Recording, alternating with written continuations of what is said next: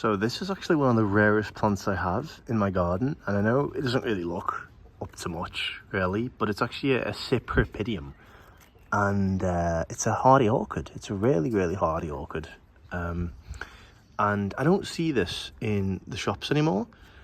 I got this a long time ago in Preston, and I've not seen it in a very long time. And I think at the time I got it must have been about 5 or 6 years ago, maybe longer, maybe about 7, and it was already pretty expensive, and I can only imagine what it is today. But it is quite a beautiful, in its own way, elegant orchid. It just sort of sits there unassumingly. Yeah, pretty. Hasn't done super well this year. That's because it had loads of fans around it, but he's all right. He'll be all right. Sorry, I haven't actually done a video in a while. That's just because I've been too busy with work and whatnot. But things have been good because it's been a very mild winter, and we're over it now. Obviously, it's nearly summer. It's May, and things are looking good.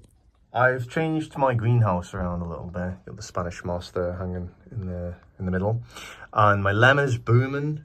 My Anseti is brilliant. I just kept this. I didn't even dry store it. I kept it over winter just in here with a little low watt heater, frost free.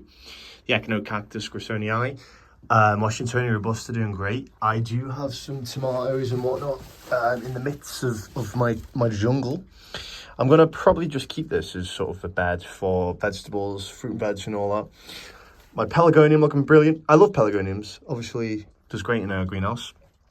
That's the allium is flowering. I think this is a sort of Mediterranean-ish allium. I can't quite remember the name. Maybe it's not allium. I can't remember that. Forgive me. But things are doing great. And not only that, my Cameropsis humulus is flowering. Brilliant. Really brilliant. So things are looking good. But my aim actually is to have more things hanging from the rafters, the ceiling here. Yeah, I think it makes it look a bit more jungly.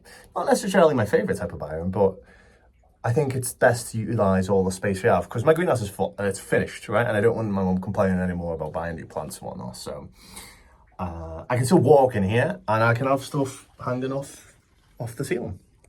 This is another interesting one, and it's just started to flower, which is really cool. Look at that. It's a Mandevilla. And I've had this for just literally less than a year. Overwintered in this greenhouse, frost-free, and look at it. They say this is a tropical plant, right? And look how good it's doing. Didn't really have any fancy protection other than the greenhouse and a low watt heater. There it is, you know, kind of interesting. Flamingo tree is looking astonishing.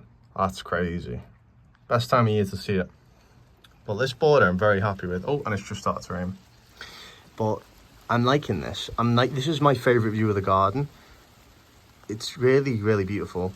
And I really especially like how the flowers and the Trachycarpus futinia, there's two there, there's two big blooms there. They've done well this year. Really well. And I'm presuming it's because last year was very sunny. Wow, it's really coming down now. And I'm hoping the sago palms flush this year. Another cool update is that my Cameropsis volcano is flowering. And last year he did flower, and I've actually took a lot of the seeds off, and I've germinated 1 out of like 50. So I'm hoping more germinates. Yeah,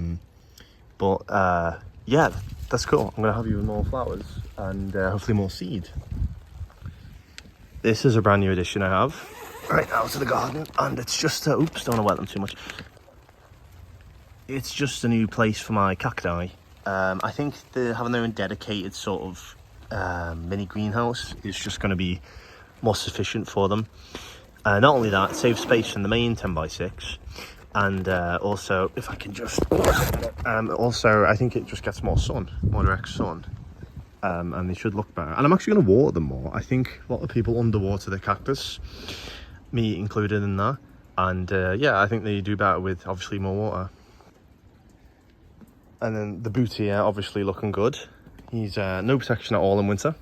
Survived the winter. This was his first ever winter in the ground. Yeah, no damage whatsoever in the northern English climate. I think he looks really good. Not a single bit of damage. And I know they're quite hardy anyway, but I just didn't expect it to be just that resilience, like no damage whatsoever. My cupressus looking good. I love cupressus, but they have a tendency to go brown on the tips, so it has done that a little bit.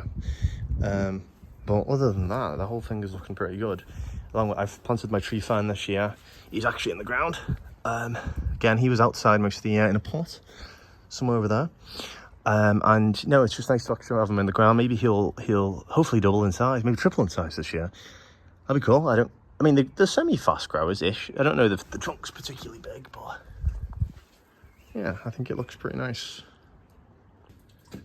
And this is another surprising one. People don't often believe me when I say I keep a Araucaria heterophylla outside all winter. This has been outside all winter, and it's fine. Look at it. It's got a bit of brown tips and whatnot, but most, you know, the apical ground point's still fine. There's nothing wrong with it. So he's been outside for 3 years actually. I had to upgrade the pot because he was getting too big for the previous pot, but he's looking pretty good.